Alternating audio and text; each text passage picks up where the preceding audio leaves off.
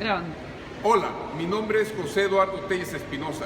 Esto es Charlas de Amparo, transmitiéndote hoy desde el Hábitat Latinoamericano, encuentro regional rumbo a Hábitat 3, en la ciudad de Toluca, México.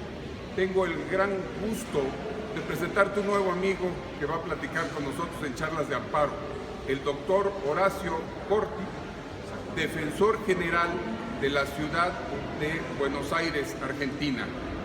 Hemos platicado con compañeras defensoras, pero ahora tenemos al director general. Horacio, gran placer para mí conocerte. Cuéntanos acerca de tu función. ¿Qué haces?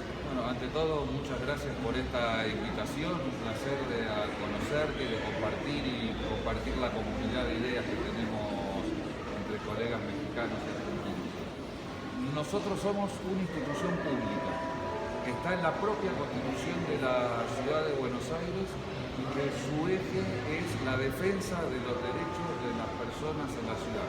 Hay una tradición de defensa pública penal en Latinoamérica para que toda persona que está ante una acusación penal tenga su defensor público, pero algo muy original que tenemos en la ciudad de Buenos Aires es lo que formalmente llamamos la defensa en lo contencioso administrativo y tributario, y que en lo sustancial de su trabajo desde su inicio es una defensa de los derechos económicos, sociales, culturales, ambientales y urbanos de los vecinos de la ciudad de Buenos Aires. Y para que todos nos demos una idea de los casos concretos, ¿no?, de qué es lo que nosotros hacemos. Nosotros somos abogados, y entonces somos abogados tenemos casos individuales. Por ejemplo, defendemos el derecho a la vivienda de las personas que viven en la calle en la ciudad de Buenos Aires. Ahí te interrumpo. Precisamente en algún lugar vi a alguien pernoctando, acostada en el quicio de una puerta. Exactamente. ¿Qué pasa en Argentina cuando ustedes ven? ¿Qué mecanismo se sigue ahí? Para el derecho eso no puede ser, es una violación a la dignidad humana y es una vulnerabilidad, una precariedad evidente. La cuestión es que haya mecanismos para que esa persona pueda ejercer su derecho. Nosotros, o esa persona se contacta con nosotros, o nosotros nos contactamos con ella, le hacemos un diálogo con ella, vemos la situación y hacemos un reclamo, primero administrativo, y los regímenes que hay de subsidios son muy limitados, lo cual nos obliga a hacer acciones de amparo judiciales y reclamamos que se le garantice el derecho a la vivienda a esa persona. A veces la respuesta es muy limitada, que es un subsidio, pero nosotros peleamos por el subsidio para que ese sea adecuado en su monto, en su duración, y peleamos también para que el derecho a la vivienda se proteja de forma real, no simplemente con un subsidio que no sale de su situación de precariedad, sino lo que nosotros reclamamos son soluciones definitivas habitacionales, y en ese camino tenemos una experiencia judicial de, yo diría, 15 años. Pero ¿qué pasa ahí, doctor? ¿Qué haces? Porque lo hemos visto nosotros en jurisprudencia mexicana. Derecho a la vivienda, generar las condiciones para que puedan estar en posibilidad de adquisición de crédito. Lo vimos en Ecuador también. ¿Qué pasa? O sea, vemos a esa persona indigente, Sí. se acerca a ustedes. Exacto. Y luego, o sea, Y bueno, ¿en qué se va a traducir? ¿Le van a dar la posibilidad de tener una vivienda? ¿Le van a dar crédito? ¿Qué va a pasar con Bueno, esta ahí persona? nosotros tenemos toda una batalla jurisprudencial y hay jueces progresistas, jueces conservadores, entonces tenemos toda una lucha judicial de muchos años.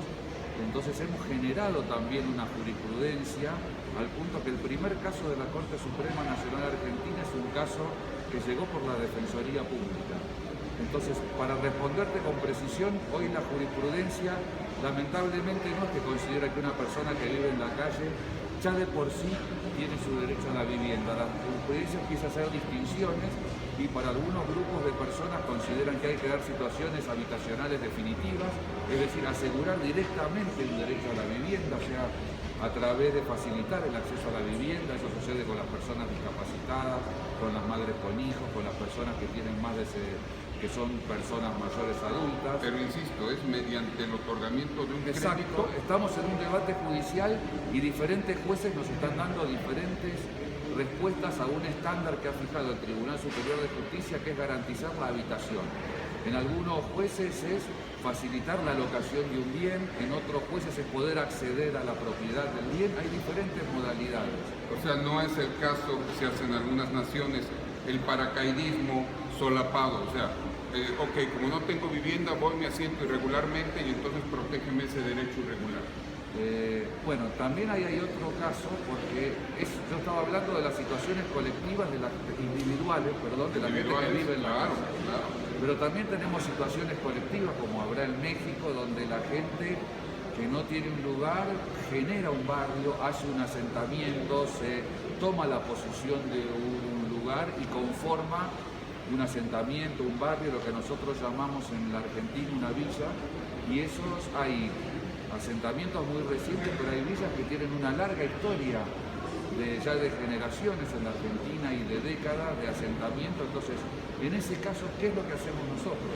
Nosotros en muchas de las situaciones somos abogados de todo el barrio, de toda la colectividad, exigiendo que ese barrio pase de la precariedad a ser un genuino barrio de la ciudad de Buenos Aires. Entonces, que los vecinos que vivan ahí tengan condiciones de acceso a la ciudad en igualdad de condiciones a los que viven en la ciudad llamada formal o privilegiada de las clases medias o de los que tienen mayores recursos.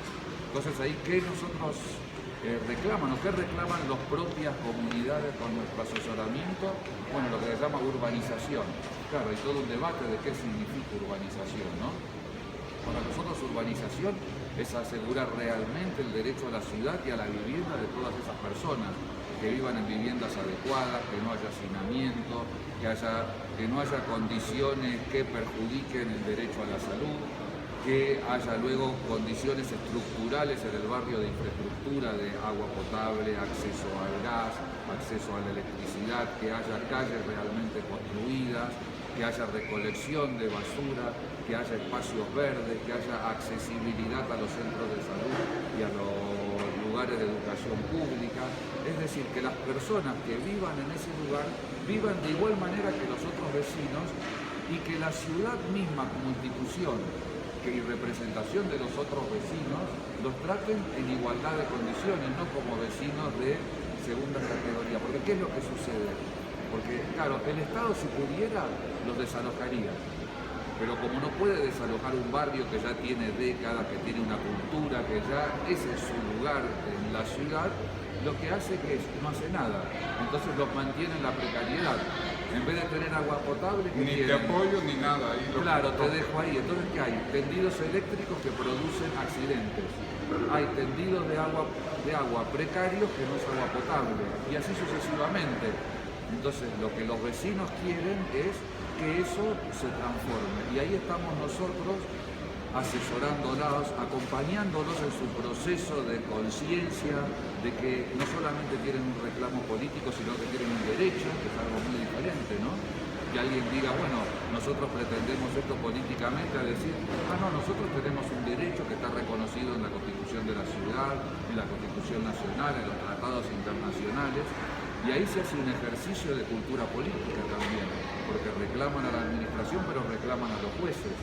Y entonces es muy diferente cuando alguien le reclama a un legislador o al ejecutivo y cuando uno va a un juez, y entonces un juez llama a una audiencia y viene el Estado y el Estado se comporta diferente ante un juez, ¿no? Y entonces porque hay toda una lógica del proceso, hay una manera de presentarse en un proceso, hay una manera de argumentar, y uno tiene un proceso y los jueces hablan con un lenguaje jurídico muy específico. Ahí es a donde quiero llegar. Como te puedes dar cuenta, estamos hablando de una materia altamente especializada. Hablábamos hace rato del estricto derecho. Me gustaría que cierres esta primera charla contigo, diciéndonos a los abogados, a los seguidores de Charlas de Amparo, en esta materia tan especializada que es el derecho urbano, el derecho a la ciudad, esta protección de grupos vulnerables, ¿cuál es tu idea, tu consejo? ¿Por dónde empezar? ¿Qué conocer?